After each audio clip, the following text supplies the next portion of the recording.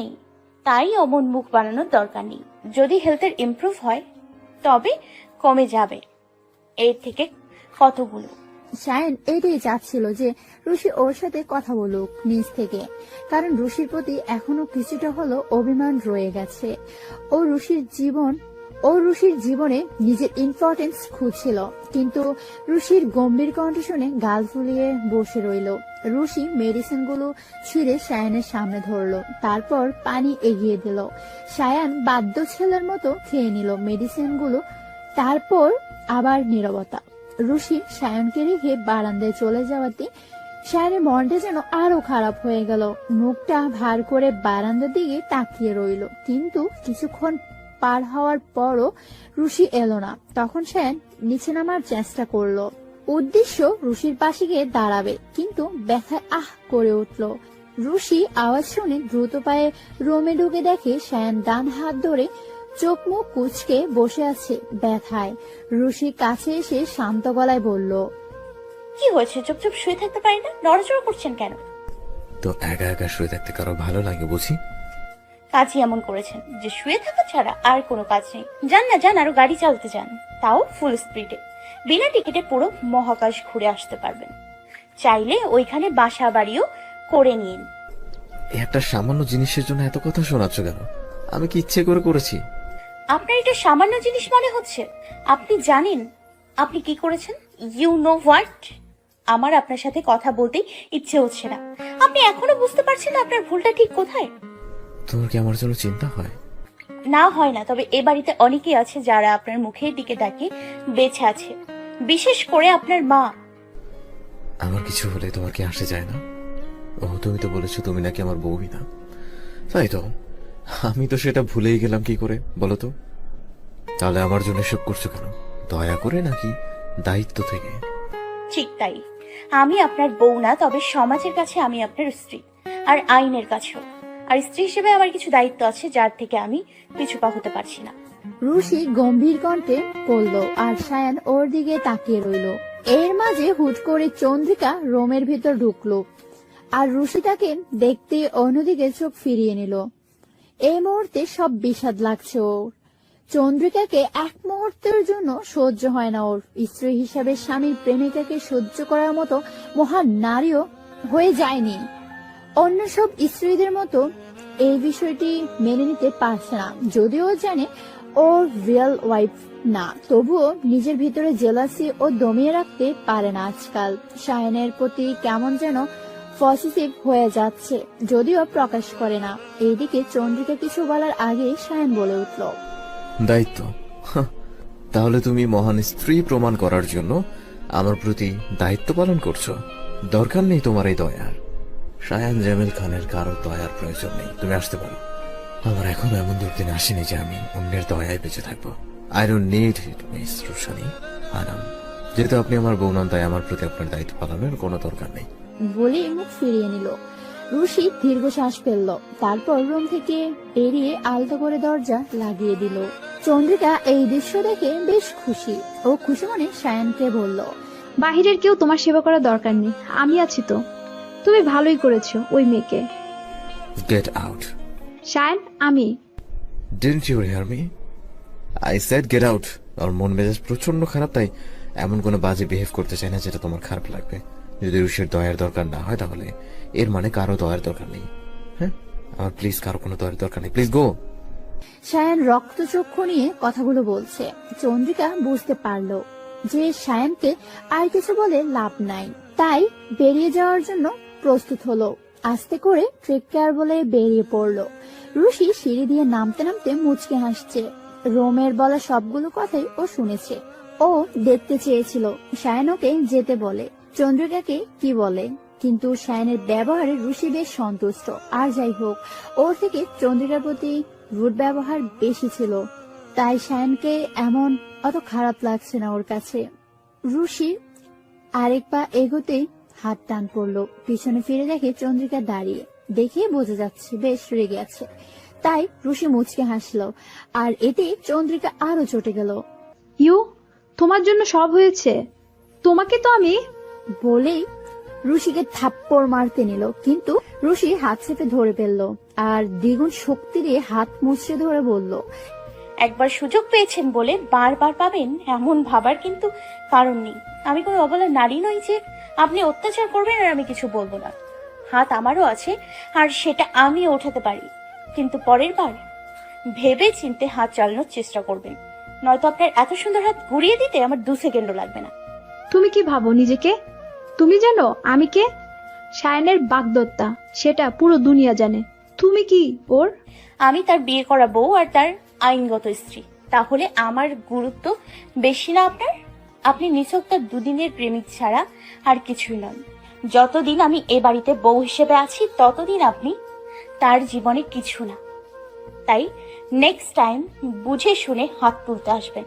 না হয় আমি যদি এখন বলি আপনাকে ঘাড় ধাক্কা দিয়ে বের করে দিতে, সবাই হাজির হয়ে যাবে বের করে দেওয়ার জন্য, কারণ বাড়ির বউ হিসেবে এতটুকু পাওয়ার তো আছেই আমার। And next time this will truly happen. তোমাকে তো আমি দেখে নিব। আজকের জন্য তুমি অনেক পস্তাবে। আমি অপেক্ষায় রইলাম পস্তানোর জন্য। বাই। চন্দ্রিকা রাগে যেন বোম হয়ে গেল, হাত ছাড়িয়ে নিল। নিচে নামতেই মিসেস খানের হাসিমাখা মুখ দেখতে পেলেন, যা জানান দিয়েছিল যে আমি জিতে গেছি আর তুমি হেরে গেছো। চন্দ্রিকা বেরিয়ে সেখান থেকে, কারণ সায়নের কাছে যদি ওর দাম না থাকে এর মানে এ বাড়ির কারো কাছে ওর দাম নেই। রুশি খুশি মনে কিচেনে গেল, তারপর সুপের বাটি নিয়ে সায়নের রুমে এলো। সায়ন চোখ বন্ধ করে থাকা অবস্থায় বুঝলো রুশি এসেছে, কারণ ওর হাঁটার মৃদু শব্দও চেনে।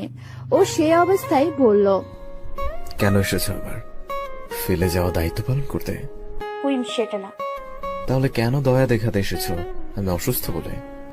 সেটাও না। সায়ন এবার চোখ খুললো, তারপর রুশির দিকে তাকিয়ে শান্ত দৃষ্টিতে বলল, তাহলে কেন এসেছো এখানে? আমার ভালো লাগে আসতে, তাই এসছি। আপনার কোনো সমস্যা আছে? হঠাৎ ভালো লাগে কেন?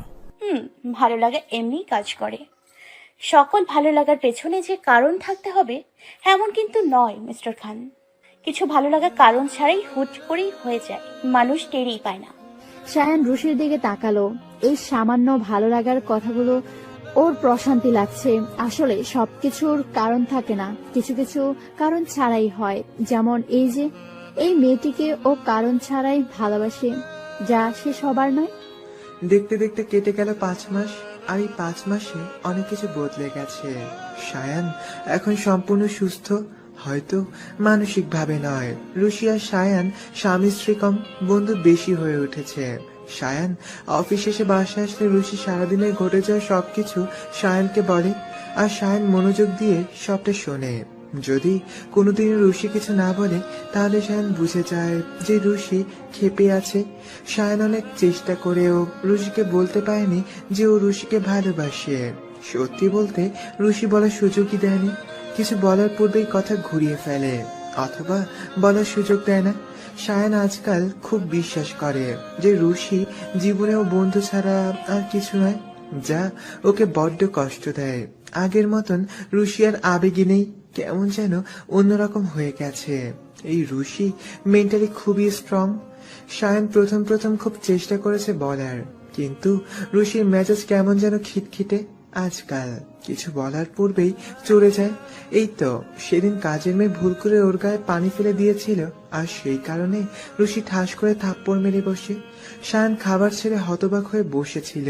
এই রুশিকে ও চিনে না, এতটা রুড আর অ্যারোগেন্ট। নিজের মাকে জিজ্ঞেস করার পর জানতে পারলো আজকাল রুশি প্রায় এমন ব্যবহার করে এবং বেশিরভাগ সময় একা একা থাকতে চায়। তিনি আরো বললেন যে প্রেগনেন্সির সময় এমন মুড সুইং হতেই পারে, পরে ঠিক হয়ে যাবে। কিন্তু আজ প্রায় 3 মাস ধরে এই রকম চলছে। রুশির প্রেগনেন্সির বর্তমানে 6 মাস চলে। পেট ফুলে উঁচু হয়ে গেছে, তবে হাঁটা চলায় তেমন কষ্ট হয় না। তাই রুশি প্রায় বাইরে চলে যায়, তাও আবার কাউকে না বলে। যদি সায়ান বলে যে কোথায় গিয়েছিলে, একটাই জবাব দেবে, প্রয়োজন বোধ করছি না বলার। ব্যাস, আর যাই প্রশ্ন করুক, অপর পাশ থেকে নীরবতা ছাড়া আর কোনো কিছুই পাওয়া যায় না। সায়ান তাই আর প্রশ্ন করে না, কারণ রুশি নিজের লাইফ নিজের অনুযায়ী লিড করার সম্পূর্ণ অধিকার আছে। সেখানে সায়ান হস্তক্ষেপ করতে পারবে না, কিন্তু স্বামী হিসেবে জানার অধিকার তো অবশ্যই আছে। তবেই রুশির ইদানিং এর ব্যবহারে মনে হয় সায়ানকে স্বামী হিসেবে মানেই না।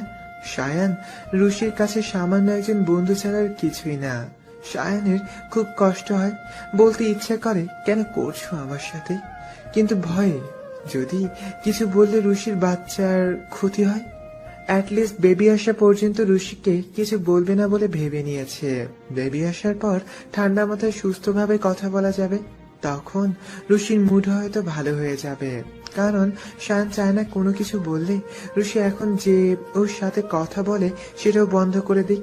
এটা তো আরো সহ্য করতে পারবে না, তাই যেভাবে চলছে আপাতত সেভাবেই থাকুক। অনেক সময় আছে সবকিছু সলভ করার, আপাতত কিছু না করাই বেটার। তাই একই ঘরে দুজন অপরিচিত ব্যক্তির মতন আছে, যেমন এখন এই মুহূর্তে আছে। এতটা কাছে থেকে প্রাণ খুলে কথা বলতে পারছে না, বরং হিসেব করে কথা বলতে হয়। হঠাৎ কি বললে রুশি আবার চটে যায়। এই তো সেই দিন সায়ান ঘরে বসে ল্যাপটপে কাজ করছিল। এখন খুব একটা দরকার ছাড়া কোম্পানিতে আর যায় না। ওর ইম্পর্টেন্ট মিটিং এ ছিল, কিন্তু রুশি ডাক দিল, ও কথার মাঝখানে থাকায় খেয়াল করেনি। রুশি ফুট করে এসে ল্যাপটপ বন্ধ করে দেয়, যাতে সায়ান প্রচুর বিরক্ত হয়। তবুও তার চেহারায় প্রকাশ না করে শান্ত স্বরে বলে, রুশি, মিটিং এ ছিলাম, কি লাগবে একটু বড় তো বলা যেত। তাতে রুশি বেশ চটে গেল। আর 3 দিন সায়ানের সাথে কথা বলেনি, আর না ওকে এই রুমে থাকতে দিয়েছে। হাতে চেষ্টা করার পরও কথা বলেনি। তারপর আবার নিজে থেকে কথা বলেছে, তাও কোম্পানিতে গিয়ে। মিটিং রুমে ঢুকে সবাইকে বের করে দিল ধমক দিয়ে। তারপর হুট করে এসে সায়ানের কোলের উপর বসে পড়ল আর সায়ানের চুল নিয়ে খেলতে শুরু করলো। এরপর কোম্পানির 30-এর নিচে থাকা সকল নারী এমপ্লয়িকে ফায়ার করে দিল। যেহেতু রুশি নিজে থেকে এসে কথা বলেছে, তাই সায়ান এ ব্যাপারে ওকে কিছুই বলেনি, বরং যা করতে চেয়েছে তা হতে দিয়েছে। রুশির হঠাৎ ইনসিকিউরিটি ওর মাথায় ঢুকেনি। রুশি কেমন যেন সারাক্ষণ ওর সাথে লেপটে ছিল। সেদিন আবার কতক্ষণ পরপর ছবি তুলেছে আর কি যেন করেছে।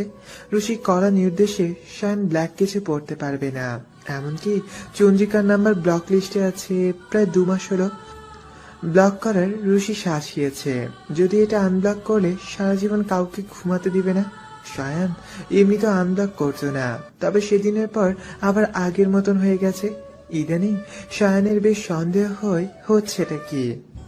ওর মনে হচ্ছে সামথিং ইজ নট রাইট, কিন্তু বুঝতে পারছে কোনো কিছু হওয়ার আশঙ্কায় সায়ান এই পর্যন্ত অনেকগুলো মেয়েকে ফায়ার করে, নতুন করে আবার হায়ার করেছে, বাড়ির সিকিউরিটি ব্যবস্থা বাড়িয়ে দিয়েছে, এমনকি ঘরে সিসি ক্যামেরা ইনস্টল করে রেখেছে। কিন্তু অস্বাভাবিক কিছু চোখে পড়েনি। সায়ান এখন আগের থেকে আরো বেশি সাবধান থাকে, আর প্রয়োজন ছাড়া বের হয় না রুশিকে রেখে। সিসি ক্যামেরা পর্যবেক্ষণ করে প্রায়। তবে আজ জরুরি একটা মিটিং থাকে, বাইরে যাচ্ছে। বাসার সার্ভেন্ট ছাড়া আর কেউ নেই। রুশিকে দেখলো বারান্দায় গাছগুলোতে পানি দিচ্ছে। ও রুশির দিকে কতক্ষণ তাকিয়ে রইল। কত বদলে গেছে এই কয়েক মাসে। ও গলা খাকড়ে দিতেই রুশি বলল, এত সকালে রেডি হচ্ছ যে, কোথাও যাচ্ছ? মিটিং এ আছে একটা জরুরি, তাই যাচ্ছি। তুমি সাবধানে থেকো আর আমায় ফোন দিও, ঠিক আছে? মিটিং এ যাচ্ছ, ভালো কথা। এভাবে কেন যেতে হবে? তোমার কোথাও যাওয়া লাগবে না, তুমি ঘরে বসে থাকো। রুশি রিল্যাক্স, জাস্ট মিটিং এ যাচ্ছি, আর কোথাও না। বি আ গুড গার্ল, হ্যাঁ? আর ঘরেই থেকো, আমি 1.5 ঘন্টার মাঝে ফিরে আসবো, ঠিক আছে? বলেই রুশির কপালে ঠোঁট ছোঁয়ালো। তারপর বেরিয়ে পড়লো রুম থেকে। যথাসাধ্য দ্রুত যেতে হবে ওকে, তাহলে দ্রুত ফিরে আসতে পারবে। সায়ান মিটিং রুমে ক্লায়েন্টদের সাথে কথা বলছিল। হঠাৎ করে ফোনটা বেজে উঠল, কিন্তু ও এত গুরুত্ব দিল না। অনবরত কয়েকবার বাজার পর ও তুলল, আর যা শুনলো তা শোনার জন্য প্রস্তুত ছিল না। দ্রুত বাসার পথে রওনা দিল। ওর হাতটা কাঁপছে, এটা কি করে হতে পারে। বাসে পৌঁছাতেও হন্তদন্ত হয়ে ঢুকলো, আর রুশিকে নিচে পড়া অবস্থায় দেখলো। রুশি এখনো হুঁশে আছে, কিন্তু ফ্লোরে রক্ত দেখা যাচ্ছে। শায়ান রুশির দিকে আগাবে, তখনই একজন দ্রুত পায়ে এসে বলল, স্যার, চন্দ্রিকা ম্যাম যে ফ্ল্যাটে ছিল সেখানে আগুন লেগেছে, অবস্থা ভালো নয়, ফায়ার সার্ভিস আগুন কন্ট্রোল করতে পারছে না। রুশি শায়ানকে থমকে দাঁড়িয়ে থাকতে দেখে হঠাৎ করে পেট ধরে বসে পড়ল। উঠতে পারছে না, আহ করে শব্দ করে উঠল। শায়ান রুশির দিকে কয়েক কদম এগিয়ে আসলো, তারপর অসহায় দৃষ্টিতে তাকিয়ে রইল। হয়তো ভাবছে দায়িত্ব আর ভালোবাসার মাঝে কাকে বেছে নিবে, কিন্তু হুট করে দৌড়ে বেরিয়ে গেল। রুশি ভুলেছিল সায়ান ওকে ভালোবাসে না, তার ভালোবাসার চন্দ্রিকা। ও কি করে ভাবলো 6 বছরের ভালোবাসা 6 মাসের দায়িত্ব থেকে মূল্যবান হবে? চন্দ্রিকা ঠিক ছিল, সায়ান শুধুমাত্র বেবির জন্য ওকে সাথে রেখেছে, আর এখন বেবি থেকেও বড় হচ্ছে চন্দ্রিকা। তাই তো ওকে এখানে ফেলে চলে গেল। আর যাই হোক না কেন, দিন শেষে ভালোবাসারই জয় হয়। রুশি সায়ানের দিকে তাকিয়ে রইল। ও সায়ানকে অনেক ভালোবাসে, কিন্তু সায়ান তো ওকে চুজ করেনি, তাই ও সায়ানকে ক্ষমা করতে পারবে না, কখনো না। ও বহু কষ্টে উঠে দাঁড়ালো।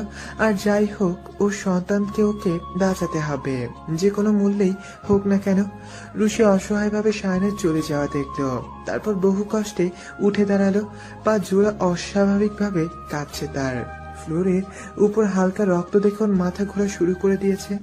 সামনে এক কদম এগোতেই আবারও ব্যালেন্স রাখতে পারলো না। ও ভয়ে চোখ বন্ধ করে ফেললো। এই বুঝি সব শেষ? কিন্তু একজোড়া বলিষ্ঠ হাত ওকে শক্ত করে ধরে ফেললো, তারপর হুট করে কোলে তুলে নিল। রুশি ভয়ে কাপা হাতে তার শার্টটা চেপে ধরলো। এই অবস্থা দেখে সেই ব্যক্তি কড়া গলায় বলল, একটু অপেক্ষা করতে পারলে না? গাড়িটা তো বাড়ির ভেতর আনতে দেবে, যদি পড়ে যেতে আর কিছু হয়ে যেত, আমাকে একটু বিশ্বাস করে অপেক্ষা করতে পারতে না? রুশি আলতো করে চোখ খুলল, তারপর একজন সুদর্শন পুরুষকে দেখতে পেল। কপালে বিন্দু বিন্দু ঘাম জমেছে, ভয়ে নাকি ওর ভারে ঠিক ঠাউরে উঠতে পারল না। আর যাই হোক, ওর বর্তমানে 6 মাস চলে, অনেকটাই মুটিয়ে গেছে, তাই ওকে কোলে নিয়ে হাঁটা 4টিখানি কথা নয়। আর সে রীতিমতো দৌড়াচ্ছে।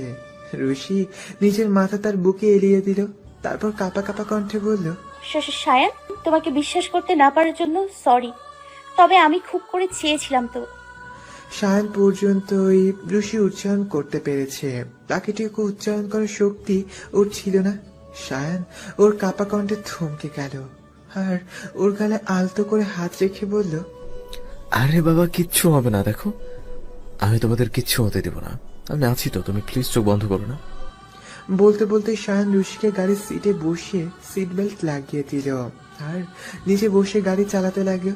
রুশির এক হাত সায়ানের হাতের মুঠোয়, সামনের দিকে তাকিয়ে যথাসম্ভব দ্রুত ড্রাইভিং করলেও রুশিকে বারবার চোখ বন্ধ করে না করার জন্য বলছে সে। সায়ানের অজান্তে ওর চোখের কার্নিশ বেয়ে জল গড়িয়ে পড়ছে। রুশিকে এই অবস্থা দেখে ওর কলিজা ফেটে যাচ্ছে। হসপিটালে পৌঁছাতে ও রুশিকে কোলে করে ঢুকে পড়ল আর ডক্টর নার্স বলে চিল্লাতে লাগলো। সবাই সায়ান জামিল খানকে এভাবে বিধ্বস্ত অবস্থায় দেখে ভয় পেয়ে গেল। ওরা দ্রুত এগিয়ে আসলো, তারপর রুশিকে বেডে শুয়ে ওটির রুমে নিয়ে যাওয়া শুরু করলো। সায়ান রুশি চেপে রাখলো, তারপর বেড থামিয়ে রুশির সামনে হাঁটু গেড়ে বসলো আর মাথায় হাত বুলিয়ে বলল, you are not allowed to leave. আমি তোমাকে সে পারমিশন দিইনি, তোমাকে ফিরে আসতে হবে, আমার জন্য ফিরে আসতেই হবে। রুশি তখনও আধ খোলা চোখে শায়ানকে দেখছিল, কিন্তু ও সম্পূর্ণ হুঁশ নেই। শায়ানকে দেখতে পেলেও শায়ানের কথা ওর মাথায় ঢুকছে না, কিন্তু শব্দ কানে আসছে ঠিকই। রুশিকে ওটির রুমে নিয়ে যেতে শায়ান ধপ করে বসে পড়ল, 2 হাত দিয়ে মুখ ঢেকে বসে আছে। ধীরে ধীরে সময় যাচ্ছে, কিন্তু ওটির দরজা খুলছে না। এক একটা সেকেন্ড ওর কাছে এক যুগ মনে হচ্ছে। ও দম খিচে বসে আছে, বুকের বাঁ পাশে তীব্র ব্যথা হচ্ছে। মনে মনে দোয়া করছে যেন সব ঠিক হয়ে যায়। শায়ান মাথা নিচু করে বসেছিল, তখন কেউ একজন পাশে এসে দাঁড়ালো। শায়ান মাথা তুলে তাকাতেই সাহিল, মানে ওর অ্যাসিস্ট্যান্ট দাঁড়িয়ে আছে। শায়ান শান্ত গলায় বলল, এসবের পেছনেও সে দায়ী, তাই না? জি স্যার, আসলে কি হয়েছিল আজকে বাড়িতে? স্যার আমি সিসি ক্যামেরা চেক করেছি, প্রায় রাত 11টা পর্যন্ত ম্যাম রুমে ছিল, কিন্তু এরপর হঠাৎ করে প্রায় আধা ঘন্টার মতো সকল ক্যামেরা ডিঅ্যাক্টিভ ছিল। আমি বুঝতে পারছি না এত হাই সিকিউরিটির মাঝে এটা কিভাবে হলো, কিন্তু যখন খুলেছে তখন আমি দেখি যে ম্যাম নিচে পড়ে যাচ্ছে। তারপর আমি আপনাকে বলেছি, আর আপনি গিয়ে তো তাকে নিচে পড়ে থাকা অবস্থায় দেখেছেন। আশ্চর্যের বিষয় হলো যে কোনো সার্ভেন্ট ওই সময় বাসায় ছিল না। সবাই বাগান বাড়িতে গিয়েছিল, কারণ সেখানে কিছু সংখ্যক বডিগার্ড পড়েছিল অজ্ঞানরত অবস্থায়। তাই তারা সেখানে ছিল। কিন্তু এই কাজটা কে করেছে এখনো তার সম্পর্কে কোনো ধারণা পাওয়া যায়নি, কারণ সিসি ক্যামেরা অফ ছিল। আর সবচেয়ে গুরুত্বপূর্ণ কথা হচ্ছে সিঁড়িতে ওয়েল ছিল, আর তার কারণে ম্যাম পড়ে গিয়েছিল। আর আশ্চর্যজনকভাবে তার পূর্বেই ম্যামের ফোনে কল আসে, আর এটা সেই ছিল। আমার ধারণা এসবের পিছনে তার হাত আছে। ওয়েল, শোনো, বাড়ির সকল সার্ভেন্টদের এক জায়গায় জড়ো করো আর তাদের ফিঙ্গারপ্রিন্ট নাও। তারা নিশ্চয় ঘরে তেল ইউজ করেছে, আর তার কারণে আঙ্গুলের ছাপ পাওয়া যাবে। আমি 1 ঘন্টার মধ্যে কালপিটকে দেখতে চাই। আমারও জানা দরকার যে কার এত বড় কলিজা যে সায়ান জামিল খানের কলিজায় হাত দেয়। হ্যালো বন্ধুরা, পরবর্তী পার্ট খুব তাড়াতাড়ি আসবে, তো সবাই অপেক্ষায় থাকো। আর চ্যানেলটি যারা এখনো সাবস্ক্রাইব করনি তারা পরবর্তী পার্ট দেখার জন্য চ্যানেলটি সাবস্ক্রাইব করে রেখো। ধন্যবাদ সবাইকে, আমাদের সাথেই থেকো।